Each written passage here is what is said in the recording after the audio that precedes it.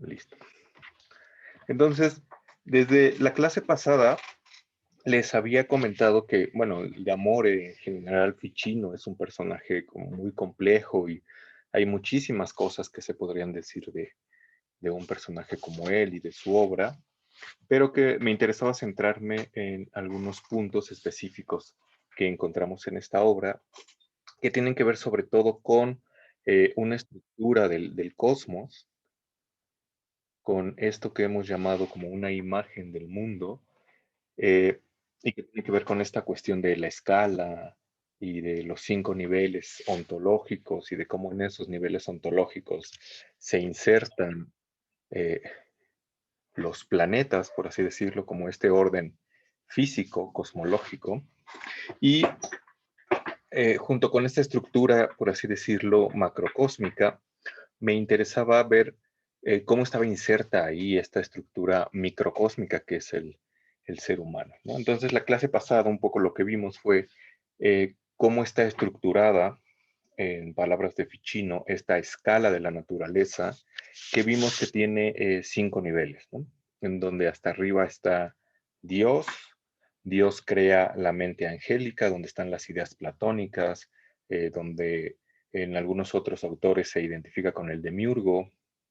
Luego tenemos abajo el alma del mundo, que está como en el medio de todo, y el alma del mundo crea el cuerpo del cosmos, que el cuerpo del cosmos se divide en las naturalezas celestes, que son justamente las esferas de los planetas, y hasta abajo tenemos la materia, que está identificado como en este modelo geocéntrico, por supuesto, con la Tierra, ¿no?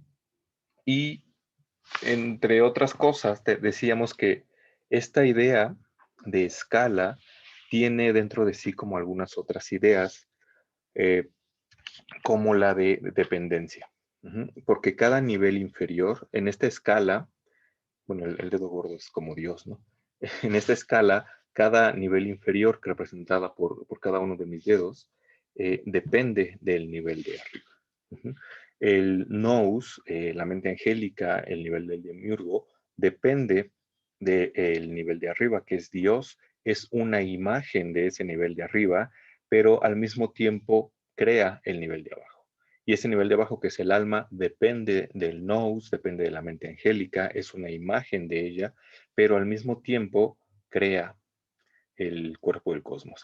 Y aquí es bien interesante porque Ficino, que en esta escala de 5 niveles, eh, en donde se presenta el alma como medio, Ficino le da a esa alma una doble inclinación. Por un lado, esta alma que está en el medio, como cualquier elemento medio, ve hacia el punto superior, que es la mente angélica y la divinidad, pero también ve hacia abajo, hacia la materia. Entonces, un poco lo que decíamos la clase pasada es que metiendo aquí también al amor y a las Venus de las que Ficino habla, Ficino dice que hay dos Venus, una Venus celeste que está en la mente angélica, y que esta Venus celeste tiene como esta cualidad o esta característica de la contemplación y contempla a Dios. Dado que está más cerca de Dios, le es más natural contemplar a Dios. Mientras que la Venus terrestre, la Venus mundana, por así llamarlo, eh, tiene esta capacidad de generación y de engendrar cosas. De modo que la Venus que crea, por así decirlo, el cuerpo del mundo, es esta Venus que está a nivel del alma, que tiene como esta capacidad de engendrar cosas, ¿no? Al final, perdón, al final lo que dirá Ficino es que eh, las dos Venus, los dos amores, son como dos facetas de una sola cosa, nada más que una tiende hacia las cosas superiores, por eso estará colocada más arriba, en tanto que la otra tiende hacia las cosas inferiores, ¿no? Entonces, esto es a nivel macro, a nivel como de la constitución del universo, pero eso también se refleja a nivel micro en el ser humano, ¿no? Porque si se acuerdan, dentro de esta escala, pues tenemos que al principio está Dios, luego la mente angélica, luego el alma, pero ahí dijimos que el alma, por un lado, crea la materia y por el otro lado cae hacia los cuerpos humanos, ¿no? Y entonces, en esta caída, lo que hace es insertarse en en un cuerpo humano, generar un ser humano, y de ahí que este ser humano, que es un microcosmos y que refleja a su manera la totalidad del cosmos, también tenga dentro de sí esta doble inclinación del, del amor, ¿no? Entonces nosotros, entre tanto seres humanos, que estamos formados como por cuerpo, por materia y por un alma, tenemos como esta doble inclinación del amor y entonces podríamos eh, o tenemos y podríamos desarrollar la faceta que tiene que ver con la contemplación y que está pegada al amor, o podríamos desarrollar la faceta que tiene que ver con la generación y que está más bien pegada a la materia, ¿no? Entonces, un poco lo que decía la clase pasada es que el amor, bueno, también se pueden decir muchísimas cosas del amor, ¿no? Ficino dice que el amor es algo así como un demonio, no es propiamente un dios, y un demonio lo que hace es justamente estar en el medio, ¿no? Para los griegos, por ejemplo, los demonios eran estos seres intermediarios entre los seres humanos y los dioses, ¿no? Eran una especie de mensajeros que se identifican un poco con los ángeles cristianos, ¿no? Los demonios, al menos en esta cultura griega, no son malos, no son como Satanás o Belcebú, estas cosas, sino solamente son esas cosas, ¿no? Justamente intermediarios entre los seres humanos que estamos aquí abajo y los dioses que están allá arriba. Entonces, en esta o esta cualidad demoníaca que tiene el amor, hace que justamente esté como en el medio y que esté en el medio lo hace hasta cierto punto como neutro, ¿no? Porque justamente un poco lo que va a decir Ficino es que nosotros, por virtud del amor y a partir de que percibimos las cosas con los sentidos, podemos, gracias al amor que está ahí en este medio, tender hacia las cosas superiores o tender hacia las cosas inferiores. Entonces, no sé, a partir de cualquier cosa, una orden de tacos de pastor, ¿no? A partir de esa cosa que es como material y mundana y que nosotros percibimos con los sentidos, nosotros, por virtud del amor, podríamos tender como hacia las cosas superiores, como aislando estas cosas que son como más sublimes de un plato de tacos al pastor, pero también por virtud de ese amor que está en el medio, podemos tender hacia las cosas materiales y centrarnos solamente en comer como puercos, ¿no? Entonces, las dos o los dos movimientos son como movimientos propiciados por el amor, solamente que van como en direcciones opuestas, ¿no? Ficino diría que una va un poco más hacia la contemplación, que es este, la que está pegada a la Venus celeste, al amor celeste, mientras que comer como puerco, pues nada más es eh, pegarse como a la Venus terrestre, ¿no? Entonces, pues más o menos eso es un poco lo que habíamos dicho. Y eh, de todo esto, incluso con el ejemplo de los tacos, eh, Ficino resalta que nuestro conocimiento, y yo había mencionado que de manera un poco empírica podemos decir que nuestro contacto con el mundo externo empieza con los sentidos, ¿no? No podemos eh, tener contacto con eso que está allá afuera, con la materia que está allá afuera, si no es mediante los sentidos.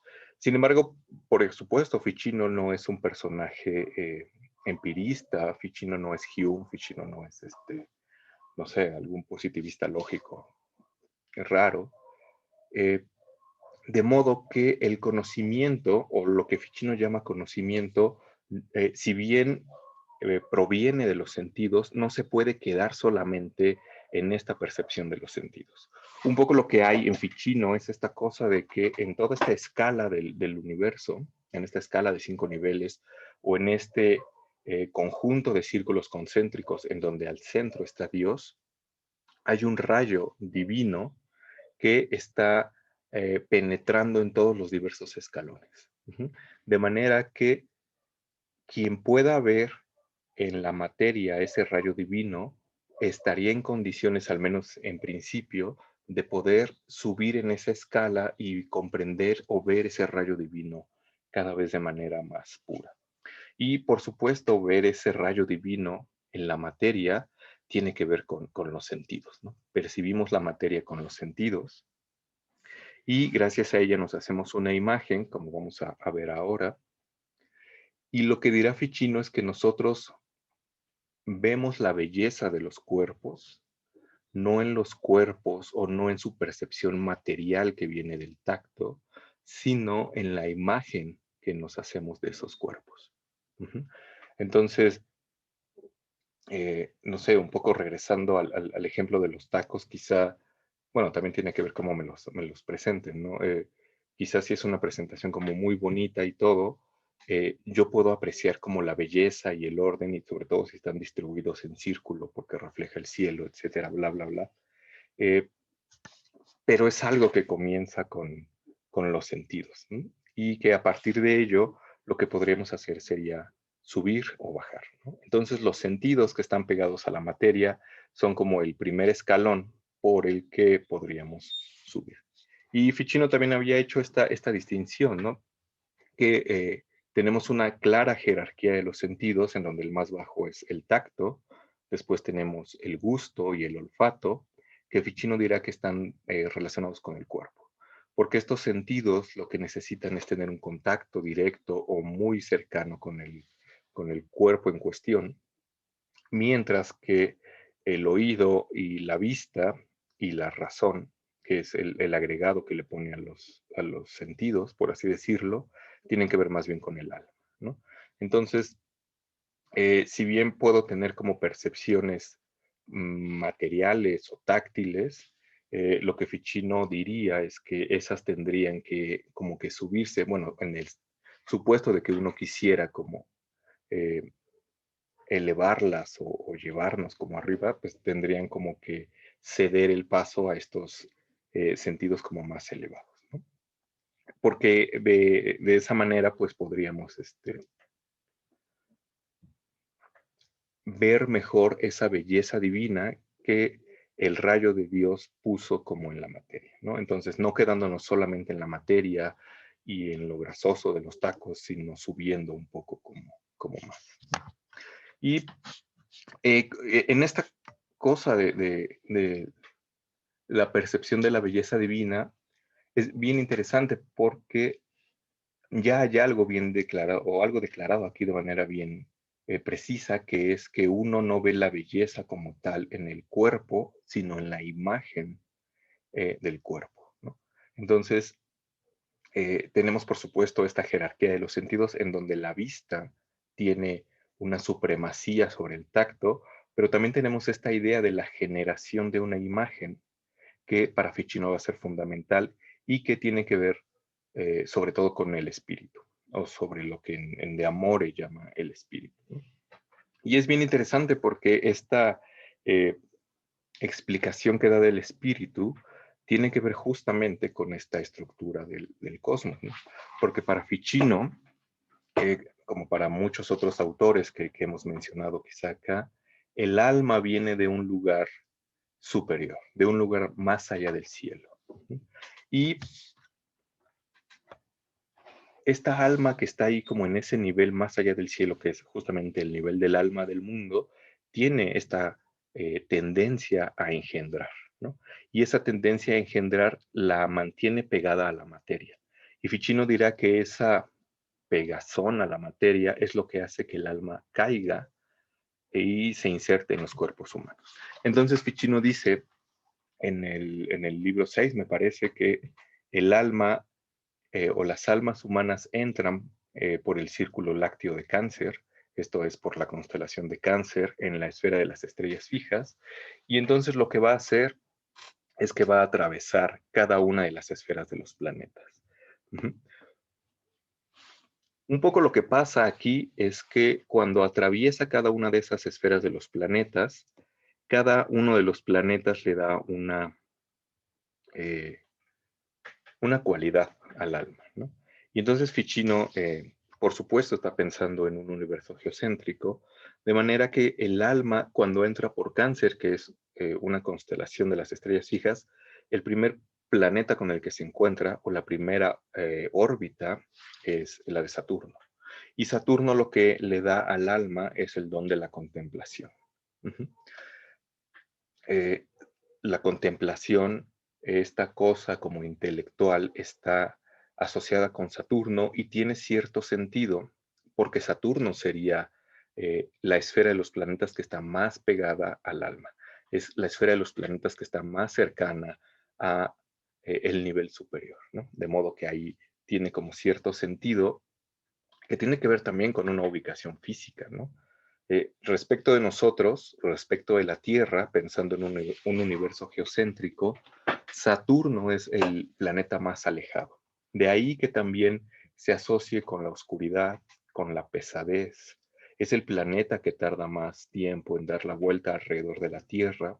Está asociado con la lentitud. Una vez vi un meme de, no sé, en algún lugar, alguna página de filosofía que decía que si querías sacar rápido tu tesis, no te encomendaras a Saturno, porque Saturno está asociado con estos procesos lentos, ¿no? Entonces no es como una buena idea. Y tiene sentido dentro de esta imagen del mundo, ¿no? El siguiente planeta con el que se encontraría el alma es Júpiter, y Júpiter lo que le da al alma es como una potencia de gobierno, ¿no? Una cualidades para gobernar o para mandar, por así decirlo. Eh, Júpiter está asociado también con la juventud, con la jovialidad, con el color verde, con las cosas que florecen, etcétera. Y tiene que ver quizá un poco con el nombre en latín, que es Giove, y también en italiano, ¿no? Que es Giove, y está asociado con la juventud, porque en italiano joven es Giovanni, con una N, ¿no? Entonces tiene como un cierto sentido de parecido o de semejanza, del que vamos a hablar un poco, ¿no?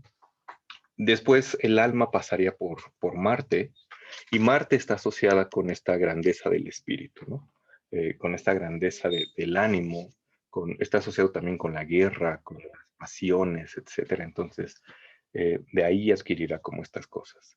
Luego se encontraría con el Sol, que el Sol, por supuesto, es un planeta dentro de este sistema geocéntrico, pero es bien interesante que en esta caída descendente del Sol se encuentra como en el punto medio, ¿no?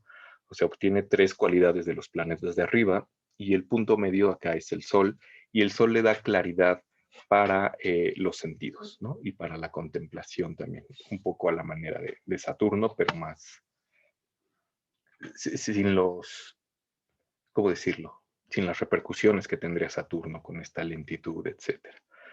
Bueno, ya después pasa con Venus, que Venus por supuesto está asociada con el amor. Pasa por Mercurio, que Mercurio está asociada con esta capacidad de interpretación, que conjuntado un poco con esta capacidad solar y con esta capacidad saturniana de la contemplación, pues daría como un buen resultado para un filósofo, por ejemplo. Y finalmente pasa por la esfera de la luna, que le da como el don de la generación, ¿no? Y entonces, una vez que pasa por todos estos esferas, pues se encarna, ¿no? Y pues a partir de aquí hay al menos dos cosas interesantes, ¿no? Que primero el alma cuando cae pasa por las 7 esferas de los planetas, y habíamos dicho que pues básicamente todas las almas pasan por este camino, pero no todas las almas se encuentran a los planetas en la misma posición, ¿no? Habrá algunos que se encuentran a Saturno más cercano, pero al Sol más lejano, y a Venus muchísimo más lejana, etcétera. Y habrá otros que por el contrario no les toque casi nada de Saturno, pero sí mucho de Júpiter y Venus, etcétera, ¿no? Y entonces esto tiene que ver un poco o un mucho con la astrología y con el horóscopo. Lo vamos a ver un poco con Campanella, porque en Campanella es muy importante esta cuestión del horóscopo, que el horóscopo y en esta relación astrológica tiene que ver con, su nombre lo dice, con ver las horas, ¿no? Ver las horas del nacimiento, con oros y escopo, ¿no? Y ver las horas del nacimiento quiere decir ver en qué posición están los astros cuando nace alguien, ¿no? Por supuesto, para nosotros ahora eso está como muy simplificado y entonces si yo nací el 23 de marzo, soy Aries, ¿no? Pero para todos estos pensadores no solamente importaba el signo del zodiaco que tiene que ver con el sol, sino la posición que tuvieran como cada astro en el cielo, porque justamente de eso depende que el alma haya adquirido ciertas cualidades y no otras, ¿no? Y de eso depende también la personalidad de cada persona, ¿no? Valga la redundancia, y de eso depende también cómo se va a desenvolver aquí abajo. Porque si bien todas las almas vienen de ahí arriba y técnicamente esa alma del mundo, por decirlo así, es como una, no todos aquí abajo somos iguales, ¿no? Y eso tiene que ver justamente con este velo del que se va envolviendo el alma, porque aparte de todas estas cualidades que va adquiriendo planeta por planeta, lo que dice Ficino es que el alma se envuelve en un velo muy puro, ¿no? De manera que cuando pasa por todo el cielo, ya trae un velo que le permite comunicarse con el cuerpo, porque dirá Ficino en el discurso 6, apartado 6, que el alma y el cuerpo son de naturaleza muy distinta y no pueden comunicarse de manera directa. Y para hacerlo necesitan de un intermediario que es justamente este velo del que el alma se ha cubierto y que es el espíritu. Eh, y lo interesante del espíritu es que Ficino da al menos dos explicaciones del espíritu. Una explicación cosmológica que es justamente esta. El espíritu es algo que el alma adquiere en su caída y en este sentido el espíritu tiene algo de celeste. El espíritu está formado de esta cosa celeste. Pero también Ficino dice o da una explicación fisiológica del espíritu porque dirá que el espíritu es un vapor muy sutil generado de la sangre más pura del corazón. En todo caso, hay dos cosas que se derivan de ello, ¿no? Que es una cosa que está a la mitad entre alma incorpórea y cuerpo corpóreo, y entonces es ahí como medio etéreo, literalmente, y permite como esta comunicación entre estos dos polos. Digo que medio etéreo literalmente porque si se acuerdan que en esta idea aristotélica en la que hay una distinción entre mundo sublunar y supralunar, eh, el mundo sublunar está formado por los cuatro elementos, ¿no? De manera que todo lo material está formado por los cuatro elementos, tierra, agua, aire, fuego, mientras que el cielo está formado por el éter. De manera que si el eh, alma se recubre de un velo que adquieren los astros, ese velo será etéreo, en sentido como literal. Eh, Sin embargo, también como que esta distinción entre éter y elementos no está del todo clara en algunos pensadores platónicos, y en Ficino se nota porque en otros textos, como en De Vita, en alguno de los tres libros de la vida, dice que este espíritu no es completamente inmaterial como el alma, pero no es completamente material como el cuerpo, ¿no? Es un cuerpo que es casi cuerpo, pero no es cuerpo y tampoco es alma, es casi alma, pero no es alma, sino que está ahí como en el medio. Tiene como esta cosa etérea, en este sentido como de sutil y vaporosa, por decirlo de alguna manera, pero en estos otros textos Ficino sí le da un matiz como un poco más material y dice que está formado por esta misma materia de la que está formado el cuerpo del cosmos, pero en cantidades como más sutiles. De modo que en el espíritu, al menos en esta otra visión del De Vita, en el espíritu habría algo de los cuatro elementos, pero Ficino dice hay muy poquito, muy poquito de tierra, de agua, de aire, y de lo que más hay es fuego. Que no me acuerdo si lo comentamos aquí las primeras clases, pero por ejemplo, Platón lo que decía es que el cuerpo del cosmos está formado por los cuatro elementos y la parte más alta o más sutil o superior, más fina, por así decirlo, de este cuerpo del cosmos, está formado por el éter, que para Platón el éter no es un quinto elemento, sino es fuego muy, muy sutil, ¿no? Entonces, pues la idea es que el cuerpo y el alma no se pueden comunicar como de manera directa, sino que requieren de este espíritu, sobre todo, al menos en De Amore, a nivel del ser humano. Uh-huh. En el ser humano, dice Ficino en el discurso 6, capítulo 6, dice, en nosotros sin duda hay tres cosas, alma, cuerpo y espíritu, porque estos dos extremos no se pueden comunicar directamente, sino que requieren de este medio, de manera que el alma, que es la que gobierna al cuerpo, le transmite sus virtudes y, por así decirlo, como sus órdenes al cuerpo, mediante el espíritu, que es este velo puro y también es este vapor de la sangre que se esparce por todo el cuerpo. De manera que el alma le diría a mi cuerpo que se mueva y que haga las manos así, pero no lo puede mover directamente, sino que necesita como eh, algo que lo comunique, ¿no? Es como en, no sé si han visto Evangelion, cuando Shinji se sube al Eva, Shinji sería como o Mazinger Z o cualquier cosa que haga manejar un robot, ¿no? Como Titanes del Pacífico, etc. Eh, Shinji sería el alma y el Eva sería el cuerpo, pero no siempre hay como una conexión directa. No, bueno, más bien no hay una conexión directa. Se necesita como un intermediario que se esparza por todo este cuerpo, que gracias a las órdenes, por así llamarlas, del alma, haga que el cuerpo se mueva, ¿no?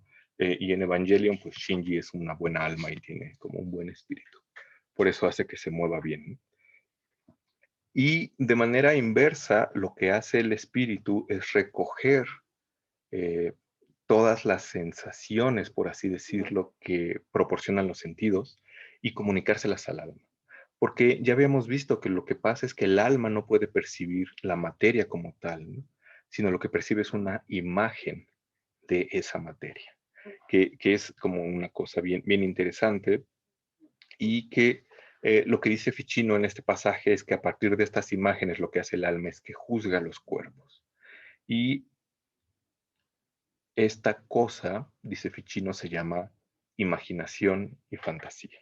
Entonces aquí tenemos como ya la introducción a otro elemento que es la generación de imágenes que se guardan en la memoria y que en este proceso intervendrán como la imaginación y la fantasía, ¿no?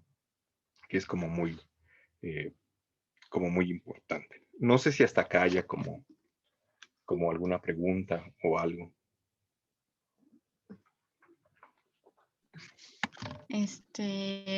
Sí, yo tengo una duda respecto justamente a la parte de la fantasía Ujú. y la conexión con la memoria.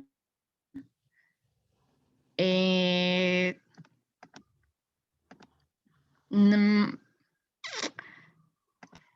¿De dónde vendría más o menos esto de la fantasía?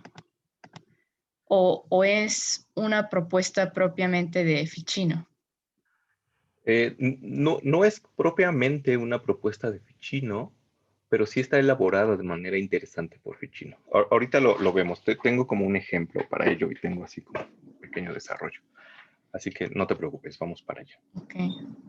Y bueno, aquí Alex dice que sea Saturno el primer planeta por el que pasan las almas en su caída y la Luna el último, así como los demás.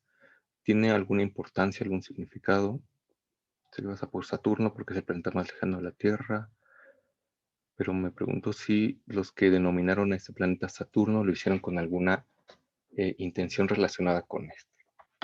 Eso es como bien, es una buena pregunta, ¿no? Porque un poco lo que he insistido en estas clases es que esta idea de que el alma cae trae detrás de sí una imagen del mundo que es diferente a la nuestra, ¿no? Que es una imagen del mundo geocéntrica, en donde pues cada planeta tiene como ciertas cualidades.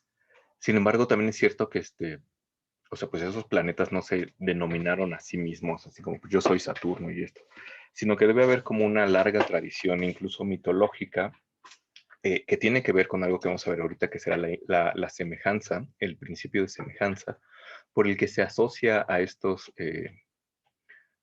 planetas, a estos puntos bellosos en el cielo, con ciertas divinidades, porque al final de cuentas son eso, ¿no?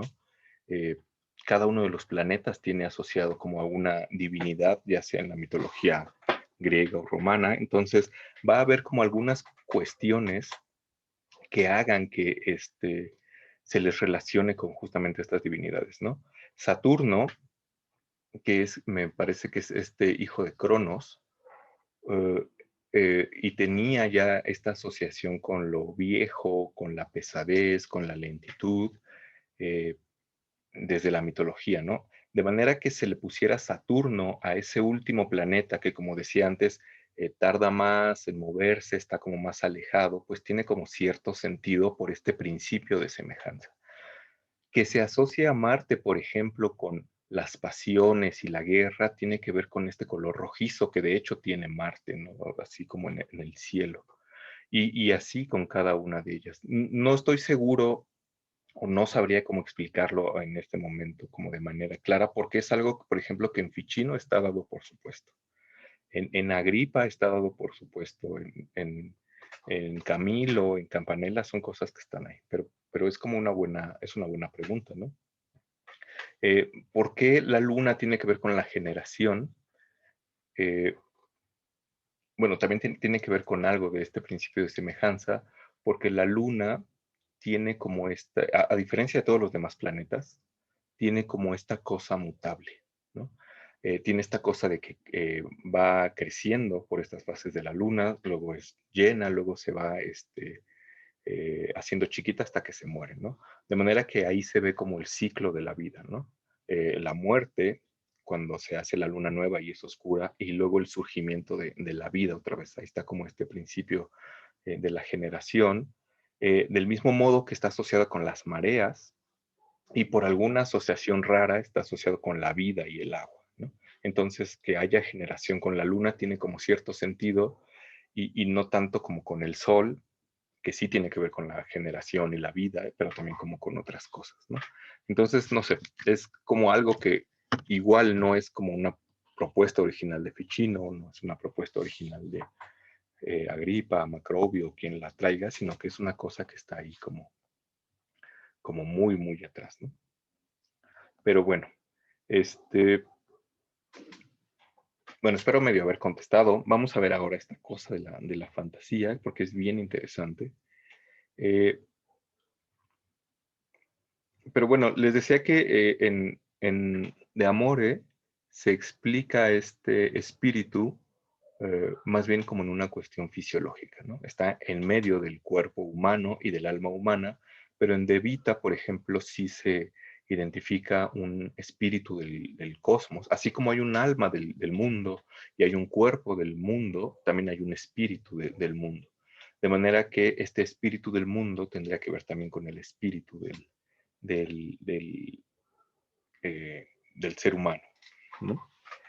Eh, bueno, y otra cosa también bien interesante es que, por ejemplo, este espíritu, al menos en esta faceta fisiológica, está generado del vapor sutil de la sangre. Y me parece que en la primera clase o en el primer video que hice para este curso, hablaba un poco del enamoramiento según Ficino y según Bruno, que ambos dicen que el enamoramiento tiene que ver con miradas muy intensísimas, ¿no? Y eso tiene detrás de sí justamente como esta idea tanto del espíritu, que es como un vapor sutil de la sangre, como también una suerte de teoría de la visión donde se supone que nosotros veíamos las cosas y las veíamos porque ellas reflejaban un rayo divino que les venía como de la luz del sol, pero al mismo tiempo nosotros aventábamos rayos de los ojos y como que se enganchaban y por eso podíamos ver las cosas. También la idea es que cuando nosotros vemos, por nuestra mirada salen estos rayos y estos rayos tienen el espíritu y este espíritu es sanguíneo. De manera que en el enamoramiento lo que pasa sobre todo si es recíproco, es que pues la gente se ve como muy intensamente y se enamora, ¿no? O sea, es como esta cosa cliché del amor a primera vista, ¿no? Por una mirada así como pasa. Entonces lo que diría Ficino es que, o en esta explicación que tiene detrás esta cuestión del espíritu, es que este eh, vapor sutil de la sangre que sale con los rayos de los ojos, lo que hace es que se mete en los ojos de la otra persona. Y de la misma manera, los rayos que salen de la otra persona se me meten a mí en los ojos, ¿no? Entonces, lo que pasa es que este vapor sutil de la sangre de la otra persona que está en mí llega como al corazón, que es como su lugar natural. Bueno, no es su lugar natural en mí, es su lugar natural en otro, pero llega como ahí, se condensa y lo que pasa es que cuando está ahí, opera justamente el amor como este principio de movimiento que habíamos hablado en la clase pasada. Ese pedazo del otro que está dentro de mí, dentro de mi corazón, lo que hace es buscar su lugar natural, que su lugar natural sí es el otro, y por eso yo siento como una atracción hacia el otro. Tengo como este amor, como este principio de movimiento que me hace querer estar con el otro, y si es recíproco, la sangre que me salió a mí de los ojos y se le metió a la otra persona, también querrá regresar hacia donde yo estoy, y entonces la otra persona también se enamorará de mí y todos seremos felices, ¿no?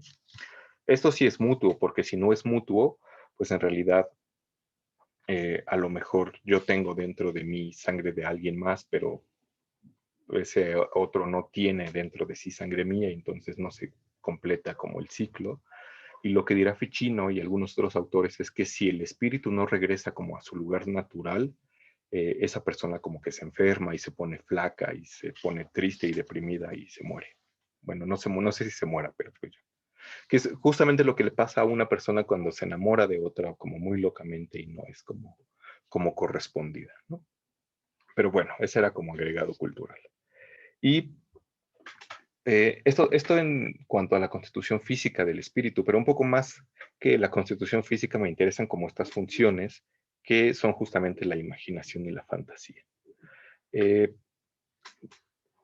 Decía que no es una cuestión que Ficino se haya inventado, porque ya desde Aristóteles, en De Anima, encontramos que el alma no intelige sin concurso de una imagen. Que para Aristóteles lo que sucede es que la materia prima del alma, por así decirlo, aquello con lo que el alma trabaja, no es la materia, sino una imagen. Y esta imagen tiene que ver justamente con esta fantasía.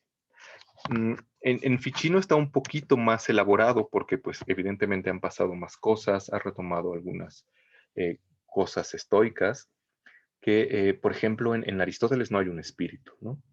En Aristóteles hay un sensus communis, que lo que se va a encargar es de coordinar a los 5 sentidos externos, pero no habla como de un espíritu como tal. Los estoicos hablan más o menos como de un espíritu que es el neuma, que es también como principio de vida, etcétera, y que en Ficino pues ya están como conjuntadas un poco de manera más locochona. Evidentemente, desde Aristóteles y los estoicos hasta Ficino, pues han pasado como muchas cosas, hay elementos platónicos por ahí metidos, etcétera. Pero un poco para explicarlo así como de manera más esquemática, podríamos decir que pensando en Ficino, eh, y va a sonar de nuevo un poco como muy empirista, pero en sentido estricto, con los sentidos, ¿cómo decirlo? O no percibimos del mundo más que nos llega, lo que nos llega por los sentidos. Eh, en sentido estricto, con la vista vemos luces, colores, formas, no sé, movimientos, con el oído percibimos sonidos, con el olfato percibimos olores, con el gusto sabores, con el tacto texturas, dureza, etcétera, ¿no? Sin embargo, eso es como un primer nivel porque hay como algo más que eso, ¿no? Lo que perciben los sentidos como individuales va a sonar de nuevo muy empiristas, como datos de los sentidos, ¿no? Como estos sense data de, no sé, que suena como mucho a de filosofía analítica, ¿no? Sin embargo, lo que pasa pensando en Ficino y retomando también esta cuestión aristotélica, es que hay un, por así decirlo, sexto sentido, que es el sentido común, el sensus communis, que en Ficino está identificado con el espíritu o con alguna parte del espíritu, que lo que hace es coordinar todas estas sensaciones que vienen de los sentidos, ¿no? Entonces, regresando un poco al ejemplo de los tacos al pastor, con la vista lo que yo veo es el color rojizo de la carne, con el oído lo que oigo es como, no sé, como truena la grasita y no sé cómo corta el taquero la carne. Con el olfato huelo algo, con el gusto siento como el sabor y con el tacto, que tiene que ver también aquí con un poco con el gusto, pues siento como la textura de todo eso. Sin embargo, cada una de esas sensaciones son independientes. Ujú. Allá afuera. Lo que hace el sentido común, y por eso se llama sentido común, es unificarlas y juntarlas todas. Técnicamente, yo solamente estoy percibiendo eso, ¿no? Un olor, un sabor, una textura, un sonido, etcétera. Lo que hace el sentido común es que agarra como todos estos puntos y los unifica y hace una imagen coherente de aquello que está allá afuera. Entonces, a este nivel yo ya no estoy escuchando nada más la grasa como truena o estoy viendo un color rojo, sino que ya tengo una primera imagen que, por así decirlo, es una imagen coherente de lo que está allá afuera y que es un trompo de carne. Y eso aplica básicamente a cualquier cosa, ¿no? Yo puedo ver una bola de pelos, percibir un olor raro, oír unos ladridos y saber que eso es un perro mojado, ¿no? Y sé que es un perro mojado porque mi sensus communis lo que ha hecho es unificar todos esos datos de los sentidos y pegarlos como a esta cosa que es el sensus communis. Entonces, el sentido común o el espíritu en Ficino lo que se encarga es de unificar, ordenar y dar coherencia a todas estas cosas que están como afuera. Por ejemplo, un poco lo que pasa, bueno, eso era bien interesante porque estaba leyendo un texto de Oliver Sacks donde habla de una persona que es ciega, ¿no? Pero al principio no era ciega, se quedó ciega como a los 3 años y muchos, muchos, muchos años después recuperó la vista. Entonces, si una persona es ciega, lo que diría un poco Aristóteles o Ficino es que el sentido común lo que se encarga es de unificar pues los datos de los sentidos que tiene a la mano, ¿no? Todos menos la vista. Sachs se pregunta, y esto también se lo preguntaba a Locke, ¿qué pasaría si de repente esta persona recupera la vista, ¿no? Entonces, si nosotros le ponemos enfrente un cubo y una esfera, y las puede tocar y percibir, etcétera, y de repente si recupera la vista, puede decir cuál es el cubo y cuál es la esfera, ¿no?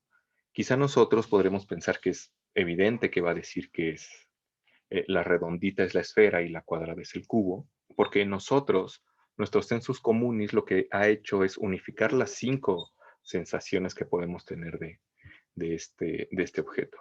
Sin embargo, en una persona que era ciega y ahora ya no lo es, no hay esa unificación. De manera que la percepción visual queda como aislada de la de los demás. Y un poco lo que pasa en Sachs y lo que pasa en Locke es que esta persona que recupera la vista no puede identificar cuál es el circo, cuál es la esfera y cuál es el cubo con solo verlos, porque no está pegada ahí como esta cosa, ¿no? Entonces, regresando a Ficino, lo que hace el sensus communis es unificar todo eso. Y lo que hace es dar una imagen coherente de lo que está allá afuera. No quiero decir una imagen fiel, porque eso es muy problemático, pero sí da una imagen coherente de lo que está allá afuera. Entonces, si yo agarro una flor, si yo agarro un libro, si yo agarro una almohada, si agarro una botella de agua, etcétera, sé que eso es una botella de agua, un libro, una almohada, un perro, un gato, lo que sea, por esta unificación que ha hecho el sensus communis. Y Ficino asocia esta primera imagen o esta imagen coherente con la imaginación. Sin embargo, hay un segundo nivel que está asociado con la fantasía, y este nivel hace algo más con estas primeras imágenes, y este algo más puede ser o combinarlas, o agregarles cosas, o emitir un juicio. Ujú. Eh, que bueno, ahorita vamos a ver como un ejemplo. A ver, déjenme leer aquí un mensajito que tengo. Mm, Bueno, es que Carlos me dice que le resuena un poco la distinción de los sentidos en las sesiones anteriores porque hay un desdoblamiento en un eros visual y otro un eros degradado y corrompido por el tacto. Por un lado la esfera de los divinos. Pues sí, es que al final de cuentas, de nuevo, esta primera imagen coherente es una imagen que está generada como a partir de los cinco sentidos, ¿no?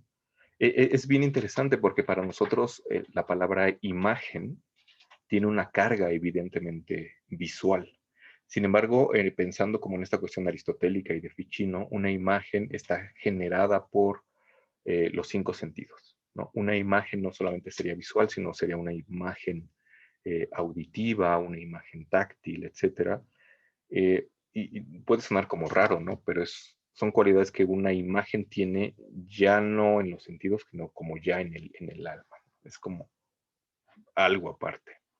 Y por supuesto, de ahí se sigue un poco que si está generada por estos cinco sentidos, una vez que está adentro por virtud del amor y esta inclinación, podemos irnos hacia un eros más celeste, que aquí Carlos los llama eros visual, que sería como un eros más superior, un eros más corrompido que estaría como pegado como hacia abajo. Entonces es bien interesante porque esta imagen tiene como todo dentro de sí y pues ya puede irse como hacia arriba o hacia abajo.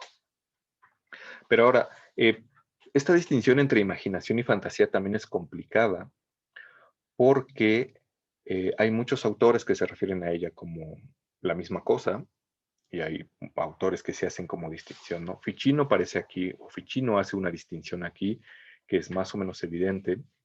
Bruno hará una distinción entre imaginación y fantasía, pero de repente hablará de imaginación como fantasía y de fantasía como imaginación, etcétera. Porque a final de cuentas, lo que pasa con la imaginación y la fantasía es que son facultades que están dentro del espíritu, ya están como adentro de nosotros, ¿no? Ya no es algo que depende de las cosas, sino es algo que está aquí. Y para explicarlo un poco, en los videos pasados hablaba de este libro de Mauricio Ferraris que se llama La imaginación, que lo que hace es como revisar rápidamente qué pasó con esto, ¿no? Y dice que, por ejemplo, en los griegos, en Aristóteles, por supuesto, había un término que era fantasía, que tiene que ver con otros verbos, ¿no? Como fantasestai, fantasis, lo que sea. Y que literalmente significa lo que aparece. Uh-huh. Y genera fantasmas. Bueno, fantasma es lo que aparece, ¿no? La fantasía es la cualidad o la facultad de este espíritu y el fantasma es el producto de este espíritu. De manera que pensando como en esta cuestión ficiniana, eh, el fantasma sería como esta imagen. Uh-huh. Sin embargo, sí habría una distinción común entre imagen y fantasma justamente por lo que comentaré ahorita, ¿no? Porque lo que pasó después es que este término griego que identificaba como esta facultad del alma se tradujo al menos de tres maneras diferentes, ¿no?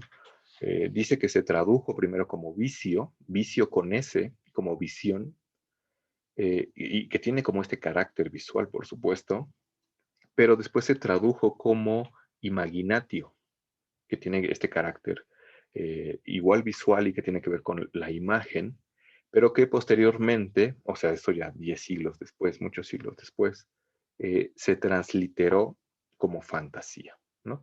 Entonces, lo que dice un poco Ferraris es que técnicamente imaginación y fantasía son equivalentes, porque ambas refieren como a una misma facultad, ¿no?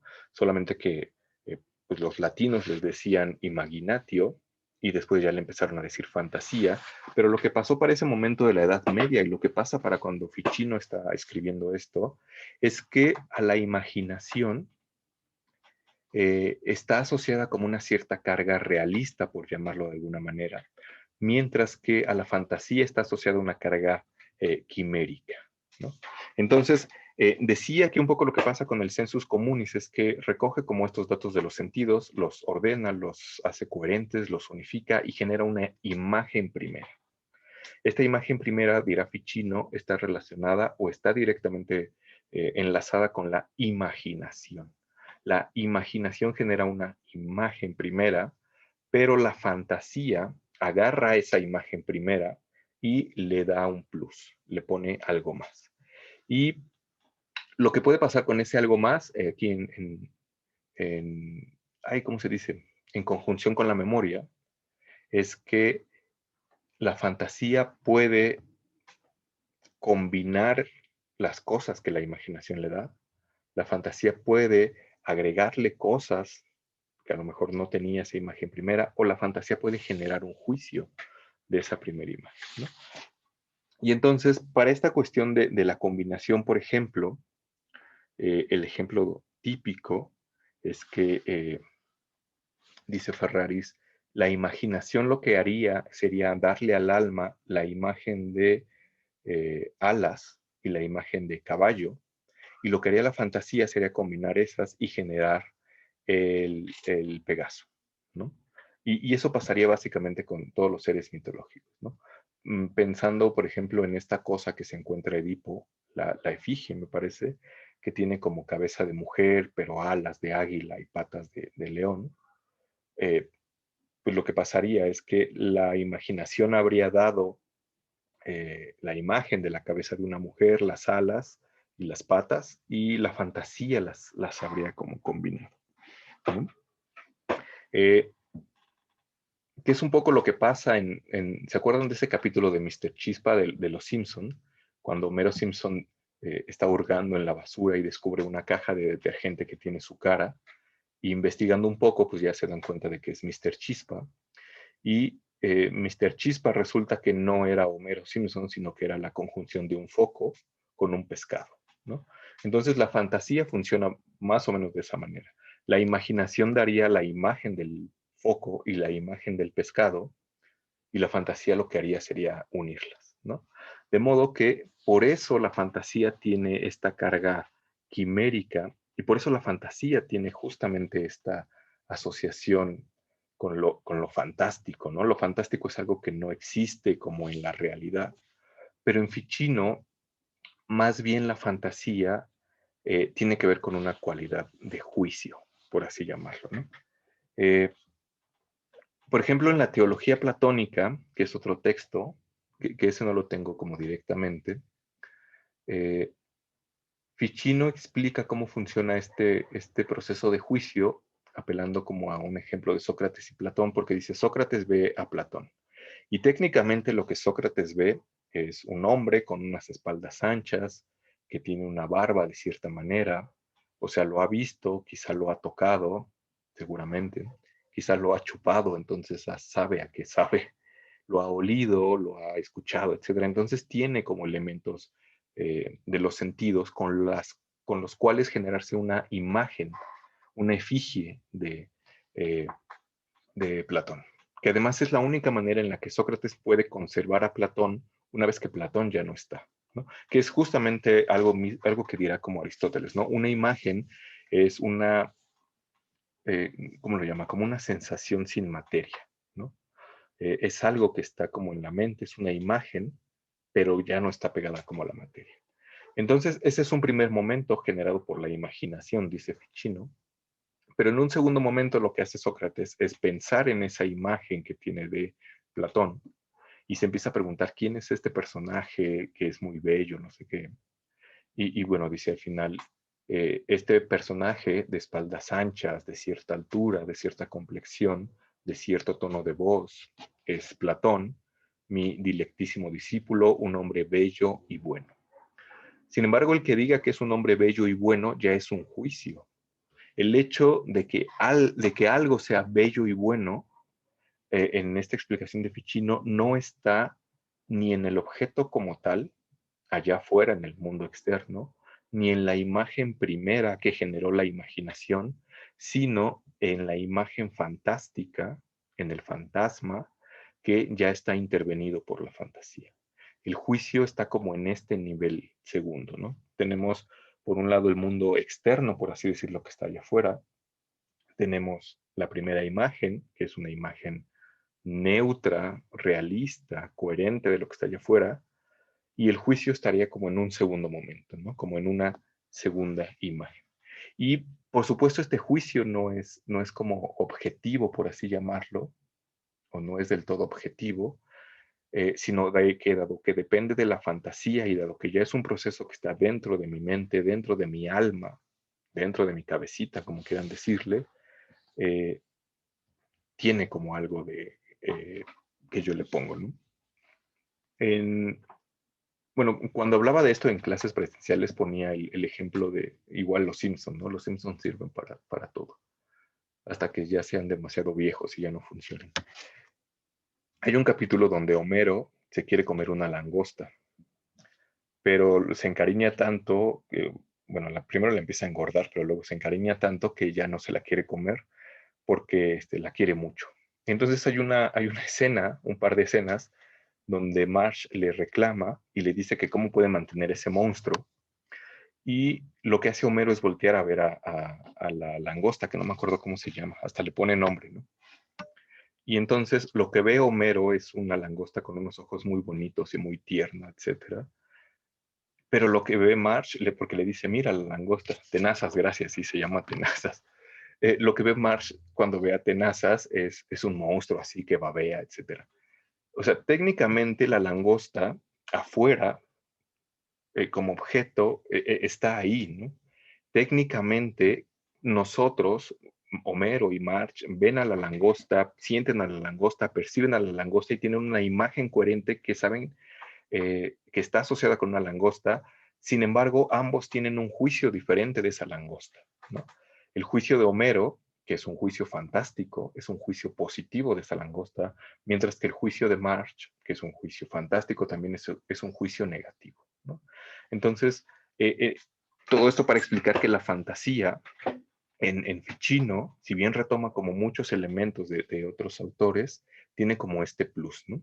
Este plus que le da un juicio o juzga a las imágenes que proporciona este sentido común, ¿no?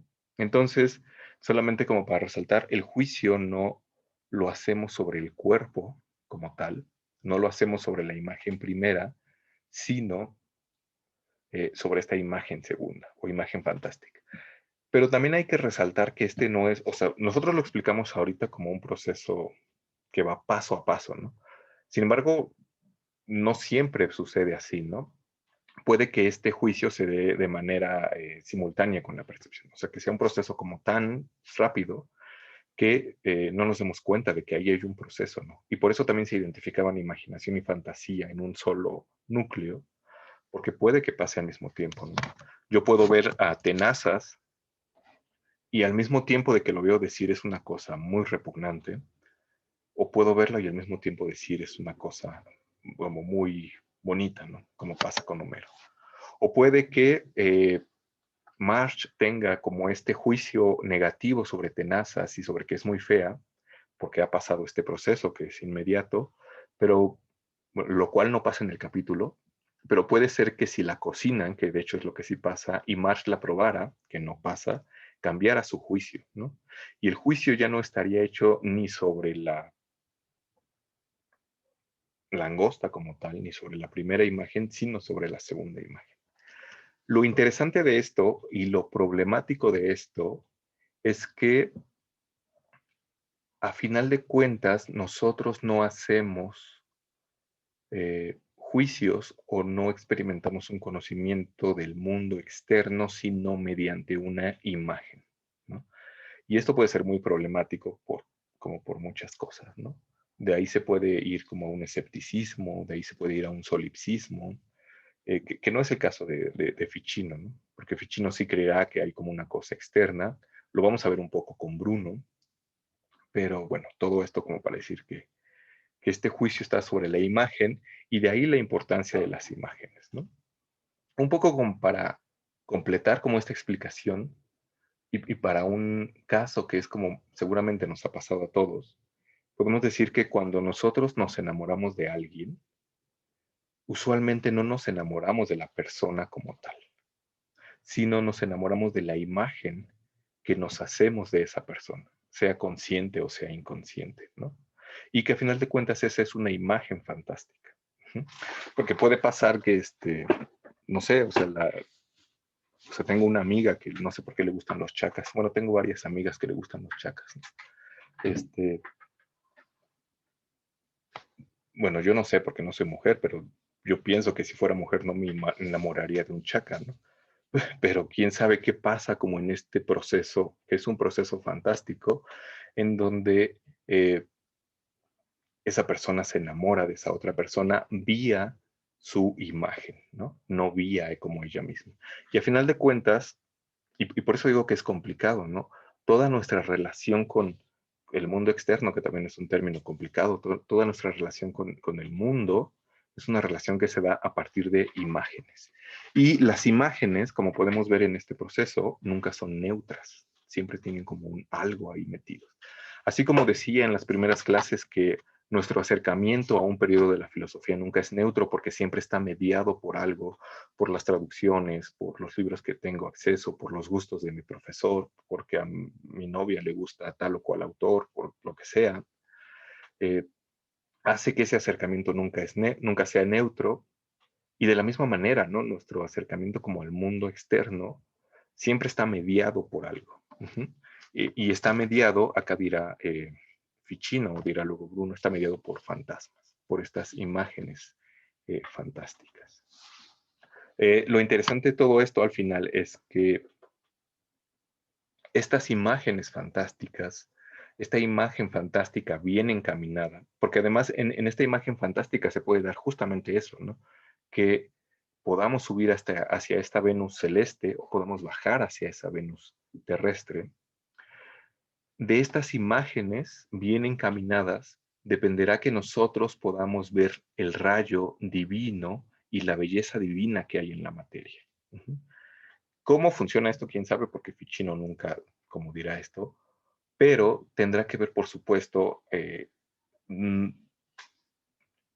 alejándose o evitando ser arrastrado por los sentidos inferiores, por la pasión de la carne y el tacto, etcétera. Que es algo que vamos a ver con Pico de la Mirándola, la clase que viene. Uh-huh.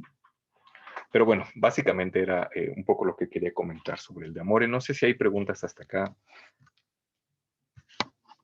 No sé, como este tema siempre es como complejo. Pero bueno, si hay alguna pregunta, pueden hacerla, ¿no? Sí, ya me aclaró bastante respecto a la fantasía. Pero, por ejemplo, entonces, la memoria también es algo del espíritu. La memoria es no es propiamente del espíritu, sino la memoria ya está como en el alma. Y eso también es una cuestión aristotélica y es una cuestión que tenemos como en muchos autores, ¿no? Por ejemplo, Ramón Lull dirá que hay tres potencias del alma. No me acuerdo cuáles son las otras, pero una de ellas es la memoria. Eh, digamos como que en este camino de materia a alma, lo que pasa es que tenemos la materia, el espíritu o el sentido común se encargan de generar estas imágenes y las depositan como en la memoria, que ya estaría como en el lado del alma, ¿no? Lo interesante es que después esta fantasía puede agarrar estas imágenes depositadas en la memoria y volverlas como a remezclar, ¿no?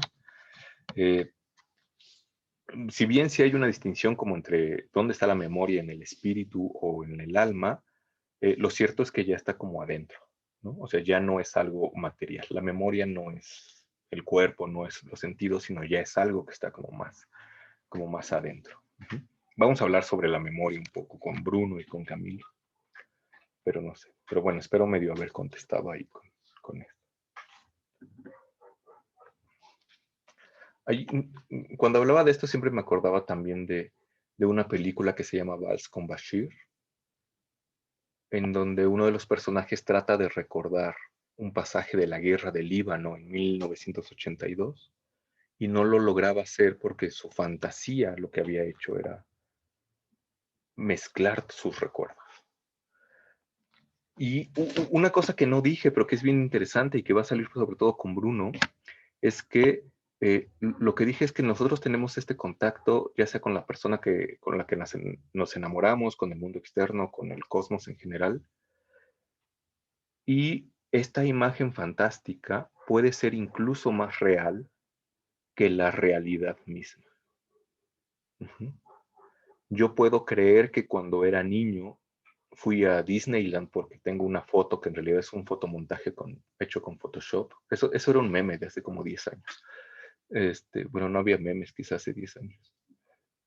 Pero si yo creo realmente o si mi imagen fantástica es lo suficientemente fuerte como para que yo crea que realmente fui a Disneylandia cuando tenía 10 años, eso puede tener más peso incluso que la realidad.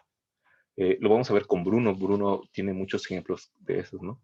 Pero hay, no sé, algún cuento medieval donde una beata le pide a alguien que va a Jerusalén una astilla de la cruz de Cristo, y a este personaje pues se va de fiesta, se le olvida, y ya que regresa a Italia, se acuerda que tenía que llevar la astilla, perdón, y entonces la mujer esta le pregunta que dónde está la astilla y dice, ah, sí, y agarra cualquier cosa y le dice, esta es una astilla de la cruz de Cristo. Y pues no es cierto, pero para la mujer sí lo es, ¿no? Su imagen fantástica eh, asocia como esa astilla con algo que estuvo en contacto con Cristo a partir de percibirla con los sentidos, etcétera. Entonces, a veces tiene más fuerza la imagen fantástica que la realidad misma, ¿no? Entonces, eso es como bien interesante y es como bien fuerte también. Y quizá por eso a mi amiga le gustan tanto los chacas, aunque no sean tan buen partido. Carlos dice que si tiene alguna relación la fantasía con la bilis negra, o cómo podemos relacionarlo. Sí, bueno, de hecho, un poco lo que va a decir Burton, sobre todo, Ficino también lo menciona a partir justamente de este problema 30 de Aristóteles, que tiene que ver con la melancolía, es que las personas que son melancólicas tienen como un cierto plus de bilis negra, que lo vamos a ver como clases que viene, y tienen como cierta asociación con Saturno. Uh-huh. Y también el hecho de que sean melancólicas y estén relacionadas con Saturno y tengan como una tendencia, o cómo decirlo, como una dominante de bilis negra, hará que su fantasía sea más, ¿cómo decirlo? Como más susceptible, como más receptiva, por así decirlo. Uh-huh. Entonces, no sé, no tengo ahorita como algún ejemplo concreto, pero cuando veamos a Burton, seguramente como saldrá esto, ¿no? Pero sí, tiene como alguna relación. Tiene relación sobre todo también con la memoria, ¿no? Y la memoria pues tiene como esta relación con la fantasía porque se juntan para generar cosas. Pero bueno, prometo que cuando veamos a Burton lo, lo, lo sacaremos. Pero bueno, solamente para cerrar, porque un poco lo que quería también era comentar estos pasajes del De Vita, que De Vita es un texto como raro, y no sé, solo me gustaría decir rápidamente para no llevarnos más tiempo, que lo que pasa en los 3 libros de la vida, que les compartí en PDF, es que tenemos de nuevo esta conjunción entre una explicación cosmológica o macrocósmica con una explicación fisiológica o microcósmica. Entonces tenemos algo así como una faceta médica o una explicación médica y una explicación cosmológica que a final de cuentas se entrelazan. Lo que pasa en los 3 libros de la vida es que en ellos encontramos consejos, por supuesto, para tener una vida sana, que están en el primer libro, algunos otros consejos para tener una vida larga, que están en de Vita Longa, y consejos como para tener una vida acorde con los astros, que están como en el tercer libro, ¿no? Que es el de Vita Coelitus Comparanda. Y por supuesto, detrás de todos estos consejos está esta imagen del mundo que hemos rastreado un poco en Ficino, ¿no? Está el supuesto de que el alma viene de más allá del cielo, que pasa por la serie de los planetas, que ahí adquiere cualidades, que hay una correlación entre el arriba y el abajo, que eso lo vamos a ver como bien claro con Agripa y con Camilo. Y esto está basado en el principio de semejanza y en el principio de contagio, que son unas cosas de las que habla Fraser en La Rama Dorada. Eh, Fraser, cuando habla de la magia, dice que la magia renacentista está eh, montada sobre dos grandes supuestos, que es justamente la ley de la semejanza y la ley del contagio, que al final de cuentas en Ficino y en estos autores es una sola cosa. La ley de la semejanza dirá que lo semejante llama a lo semejante. Y la ley del contagio lo que dice es que dos cosas que estuvieron en contacto en algún momento siguen influyéndose mutuamente una vez que incluso están separadas entre ellas. ¿No?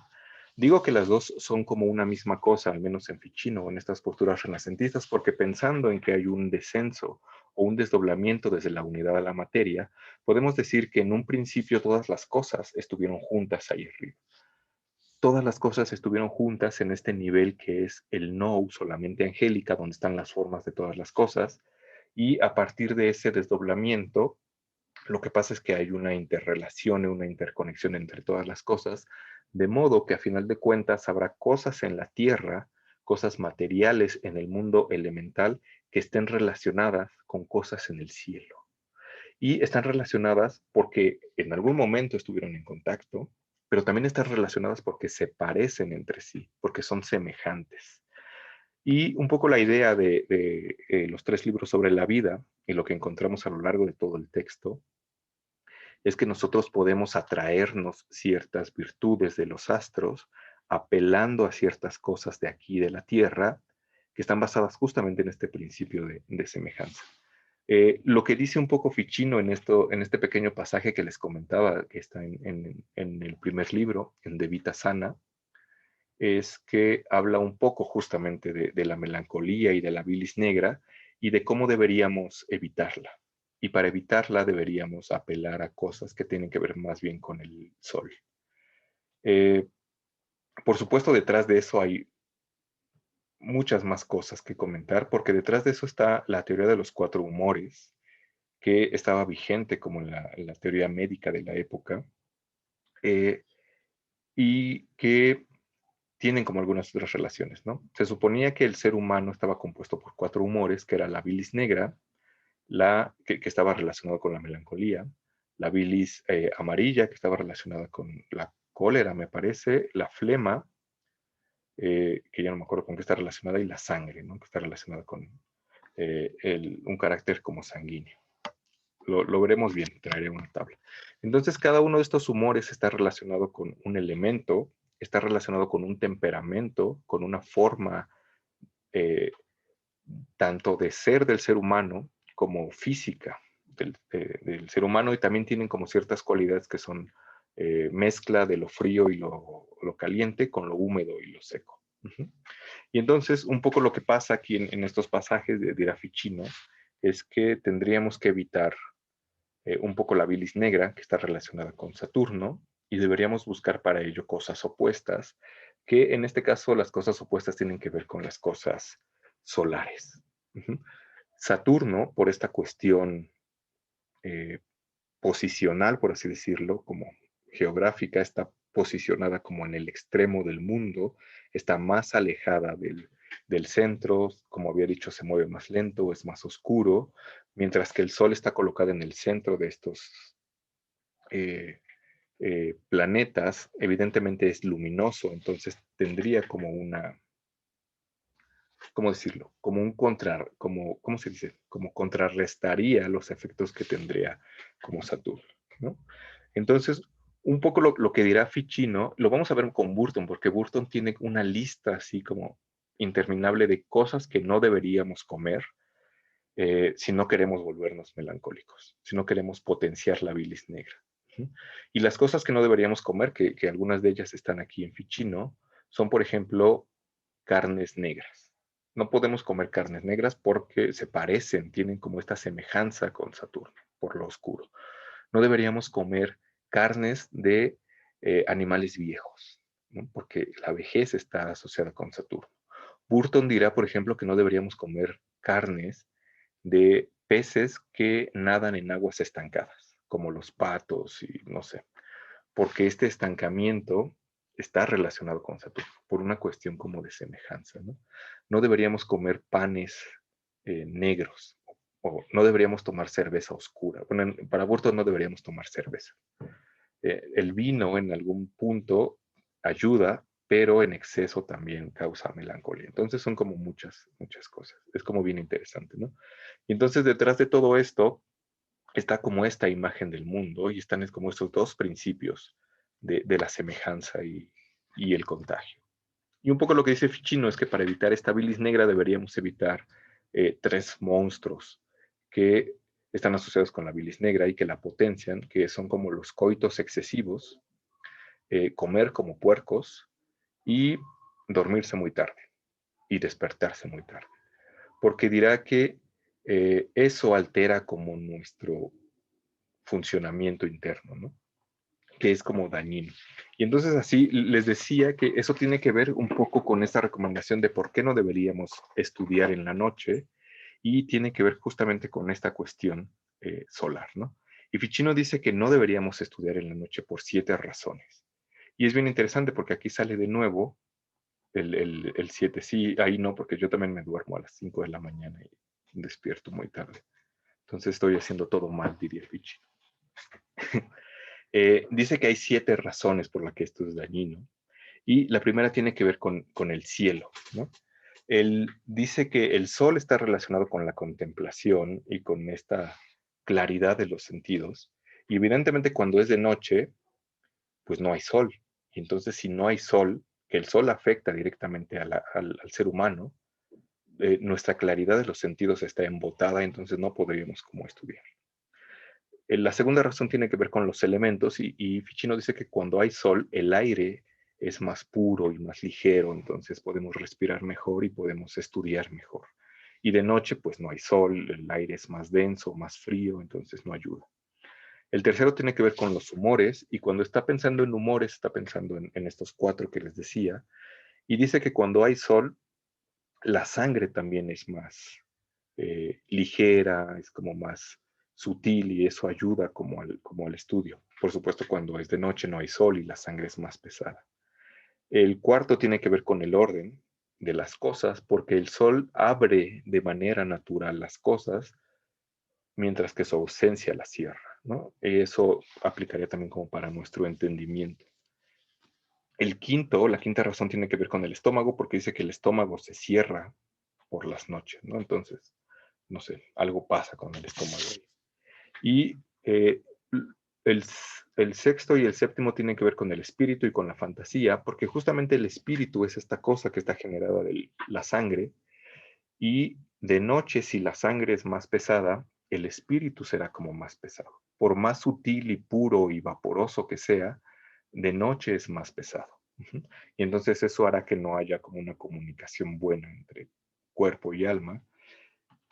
Y la última tiene que ver con la fantasía, pensando como en esta explicación que hemos visto de la fantasía, porque dice Ficino que eh, durante el día vemos muchas cosas, nos llegan muchas imágenes, pasan procesos fantásticos en nuestra cabeza, de modo que en la noche, una vez que hemos como pasado durante todo el día, tenemos muchas cosas en la cabeza y nuestra cabeza no está en condiciones como de dedicarse a estudiar, ¿no? Entonces, si uno se pone a leer en la madrugada, pues según Ficino no funciona. Y entonces un poco lo que recomienda Ficino y lo que van a recomendar estos médicos renacentistas es que deberíamos despertarnos un poco antes de que salga el sol.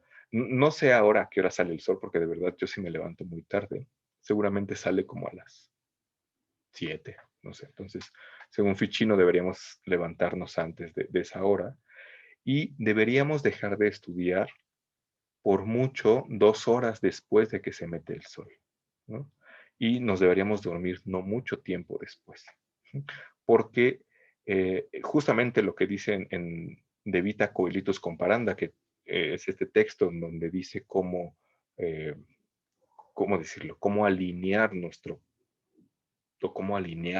con el cielo, con este orden celeste, es que justamente pues deberíamos dormirnos cuando el sol se duerme, ¿no? Seguir como este orden natural de las cosas y hacer que funcione bien. Me acuerdo que cuando yo iba en Historia 4 o en alguna clase con Ernesto Priani, que nos contaba de este texto, decía, pues es que yo sí empecé a hacer todas esas cosas y de verdad sí se empieza a sentir uno bien, ¿no? Yo no les puedo contar esto porque pues en realidad les digo, sí me duermo muy tarde y sí me levanto muy tarde, pero si algún día lo logro hacer, pues ya les contaré.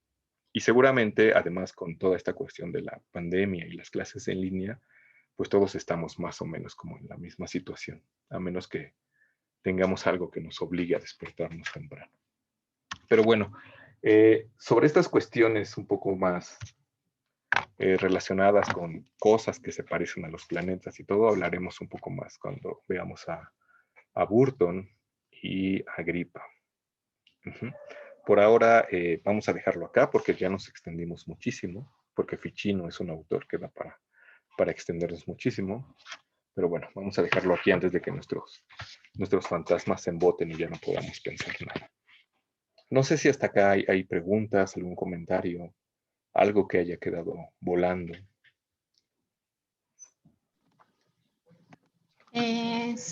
Sí, nada más, no sé, me perdí en la parte de los demonios venéreos. No sé si esta idea de los demonios venéreos tenga que ver con el daimon de Sócrates o habría alguna relación, o más bien estamos hablando de otras cosas. Cuando Ficino habla de demonios venéreos, debe estar pensando en demonios relacionados con Venus. Un poco lo que dice Ficino, pensando como en esta estructura ontológica, es que, y pensando como en esta caída del alma por los planetas, y este rayo divino que se mete como en todas las cosas, es que Dios transmite como todas estas virtudes vía ese rayo divino, pero no lo hace de manera directa, sino que lo hace primero por medio de los demonios. Uh-huh.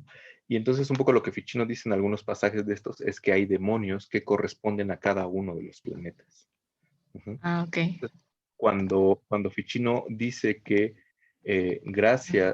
cuando el alma pasa por Venus obtiene el don del amor gracias a los demonios venerios, está pensando como en esto, ¿no? Que no es un don que está dado directamente por Dios, sino que Dios lo pone en la mente angélica lo pone, por así decirlo, en los demonios, y los demonios se lo ponen al alma. Porque también hablará de demonios saturninos y de demonios solares, etc. ¿no? Y el demonio de Sócrates, pues más bien es otra cosa, ¿no? Es como esta conciencia, es como su Pepe Grillo que está ahí diciéndole qué hacer o qué no hacer, ¿no? Uh-huh. Pero los dos tienen como algo parecido, ¿no? Okay. Porque es como inter ahí entre nosotros y Dios, ¿no? Como como un mensajero que está ahí. Uh-huh.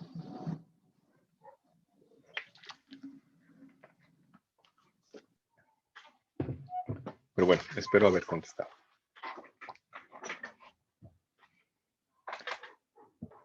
Bueno, entonces, si no hay nada más, pues ahora sí lo dejaríamos por acá. Lo que vamos a ver la clase que viene, vamos a como relajarnos un poquito así como de tantas cosas.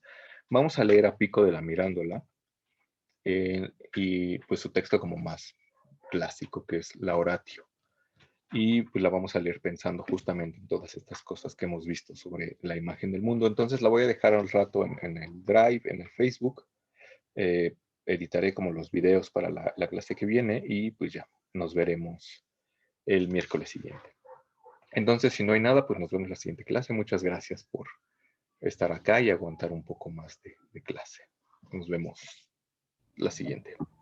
Gracias, profe. profe. Hasta luego, profe.